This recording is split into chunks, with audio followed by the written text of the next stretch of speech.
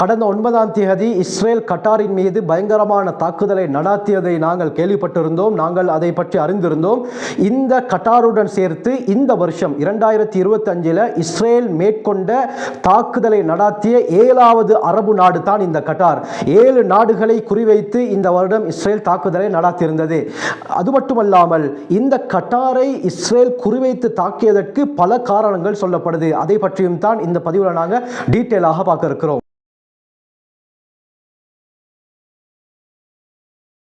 கண்ணியத்திற்குரிய இறைவனின் நல்லடியார்களே, அல்லாஹ்வின் சாந்தியும் சமாதானமும் என்றென்றும் நம் அனைவர் மீதும் உண்டாவதாக.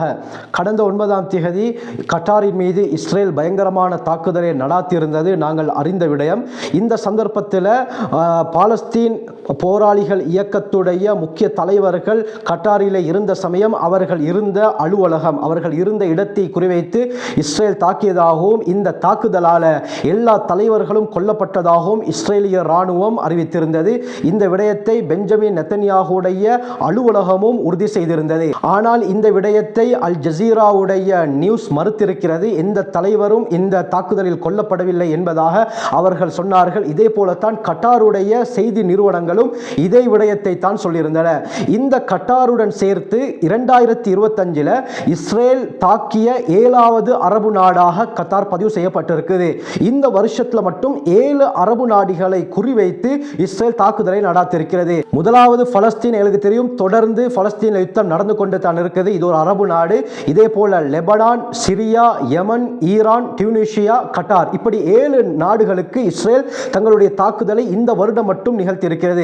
டியூனிஷியாவில் எப்போ தாக்குதலை நடாத்திருக்கிறது என்று பார்த்தால் எங்களுக்கு தெரியும், ஃப்ரீடம் ஃப்ளோட்டிலா என்ற பெயரில் ஆயிரக்கணக்கானவர்கள் கடல் மார்க்கமாக இந்த காசாவுடைய முற்றுகையை உடைப்பதற்காக வேண்டி ஸ்பெயின்லேருந்து வந்து கொண்டிருக்கிறாங்க. இந்த சந்தர்ப்பத்தில் டியூனிஷியாவுடைய அந்த கடற்பகுதியில் இஸ்ரேல் ட்ரோன் தாக்குதலின் மூலமாக ஒரு கப்பலை தாக்கி அந்த கப்பலை அழித்திருக்கிறது.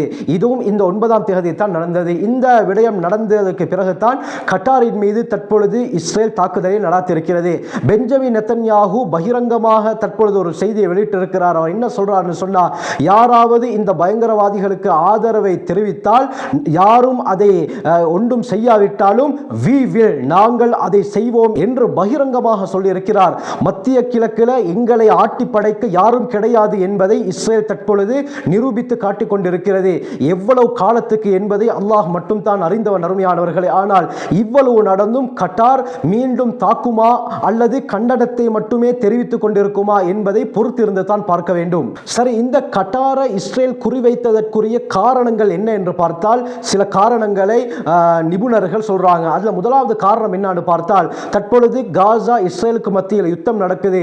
இந்த யுத்தம் நிறுத்தப்பட வேண்டும், சீஸ் ஃபயர் உண்டாக வேண்டும் என்பதற்காக வேண்டி சமாதான ஒப்பந்தம் நடக்கிறது எங்கன்னு பார்த்தால் கட்டார்ல தான். அமெரிக்காவும் சீஸ் ஃபயர் ப்ரொபோசலை சொல்லியிருக்கிறார்கள். எனவே அந்த சீஸ் ஃபயர் ப்ரொபோசல்ல என்ன விடயங்கள் சொல்லப்பட்டிருக்கிறது என்பதை கலந்து ஆலோசிப்பதற்காக வேண்டி பாலஸ்தீன விடுதலை அமைப்புடைய 14 பேர், அந்த அமைப்புடைய தலைவர் உட்பட 14 பேர் இந்த கட்டாருடைய அவர்களுடைய அலுவலகத்தில் இருக்கும் பொழுது இதை பற்றி கலந்து ஆலோசித்துக் கொண்டிருந்தார்கள். இந்த விடயத்தை செய்து கொண்டிருக்கும் பொழுது தான் இலக்கு வைத்து இஸ்ரேலிய ராணுவம் தாக்குதலை நடாத்தியிருக்கிறது. கிட்டத்தட்ட 10 குண்டு வெடிப்புகள் பதிவானதாக தோஹாவுடைய நியூஸ் சொல்கிறது. இந்த தாக்குதலினால் அந்த விடுதலை அமைப்புடைய தலைவர் உட்பட அனைவரும் கொல்லப்பட்டு விட்டார்கள் என்பதாக ஐடிஎஃப்பும் உறுதி செய்திருந்தார்கள். இதே போல பெஞ்சமின் நெத்தன்யாகுடைய அலுவலகமும் இதை உறுதி செய்திருந்தது. ஆனால் அல் ஜசீரா இதை முழுமையாக மறுத்திருக்கிறது. தலைவர் உட்பட மற்றவர்களுக்கும் எந்த ஒரு ஆபத்தும் ஏற்படவில்லை. 2-3 பேர்கள் கொல்லப்பட்டிருந்தாலும்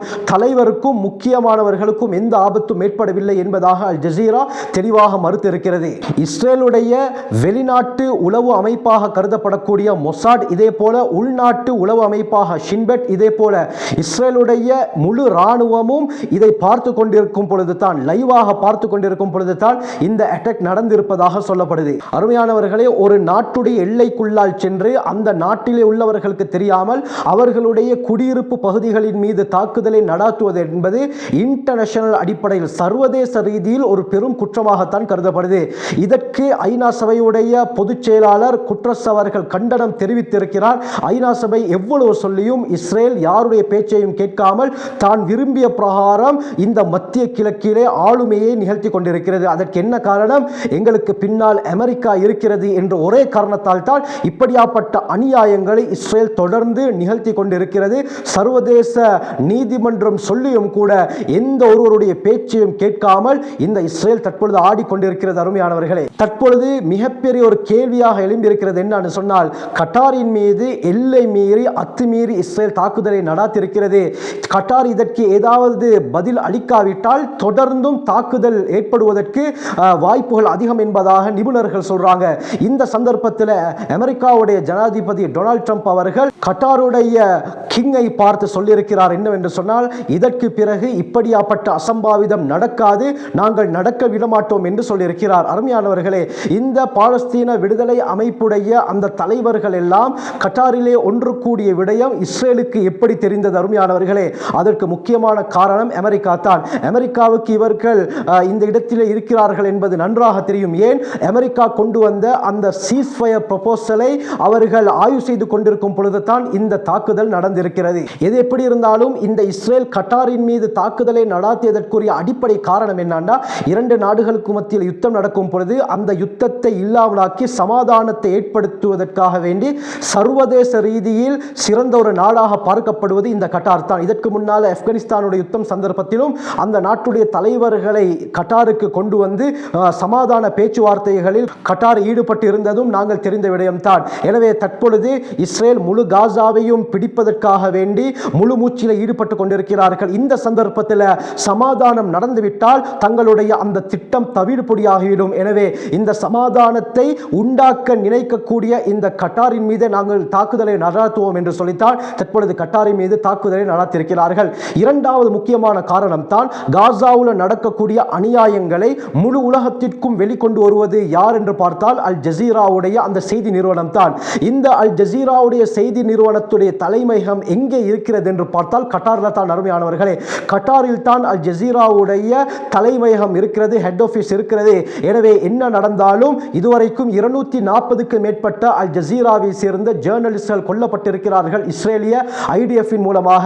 யார் கொல்லப்பட்டாலும் பரவாயில்ல, இந்த காசாவில் நடக்கக்கூடிய விடயங்களை நாங்கள் வெளியே கொண்டு வருவோம் என்று சொல்வது இந்த அல் ஜசீரா தான். எனவே இந்த அல் ஜசீரா இருப்பது எங்க? கட்டாரில் தான். எனவே இந்த அடிப்படையிலும் கட்டாரின் மீது இஸ்ரேலுக்கு ஒரு கோபம் இருக்கிறது. இதே போல பாலஸ்தீன விடுதலை அமைப்புடைய இராணுவ தலைமையகம் பாலஸ்தீனிலே இருந்தாலும் அவர்களுடைய அரசியல் தலைமையகம் எங்கே இருக்கிறது என்று பார்த்தால் கட்டாரில் தான். அருமையானவர்களே, அவர்களுடைய அரசியல் தலைவர்கள் எல்லாம் அடிக்கடி ஒன்று கூடக்கூடிய இடம் இந்த கட்டார் தான். எனவே இதுவும் இஸ்ரேலுக்கு கோபத்தை ஏற்படுத்தக்கூடிய ஒரு செயலாக இருக்கிறது. எனவே தான் இந்த தாக்குதல் நடந்திருக்கிறது. இதே போல இன்னொரு விடயம் சொல்லப்படுது என்னன்னா, அந்த பாலஸ்தீன விடுதலை அமைப்பில் இருக்கக்கூடிய அந்த வீரர்களுக்கு மந்த்லி சேலரி, மாதா மாதம் சம்பளத்தை வழங்குவது யார் என்று பார்த்தால் கட்டார் தான் என்பதாக கூறுகிறார்கள்.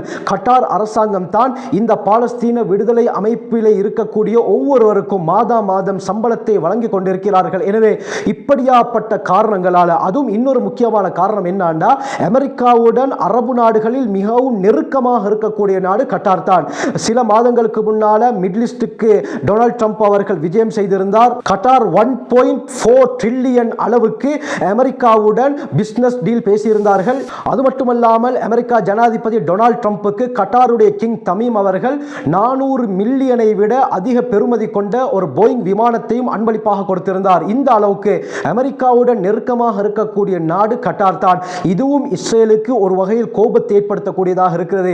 எனவே இப்படியாப்பட்ட பல காரணங்களை முன்வைத்து தான் இப்படியாப்பட்ட தாக்குதலை 9ஆம் தேதி கட்டாரின் மீது இஸ்ரேல் நடாத்தியிருக்கிறது என்று நிபுணர்கள் கூறுறாங்க. ஆகவே உலகத்தில் நடக்கக்கூடிய விடயங்களை உடனுக்குடன் நீங்கள் தெரிந்து கொள்ள வேண்டுமா? எங்களோட சேனலை சப்ஸ்கிரைப் செய்யுங்க, மற்றவங்களுக்கும் ஷேர் செய்யுங்க, அதிக பயனுள்ளதாக இருக்கும்.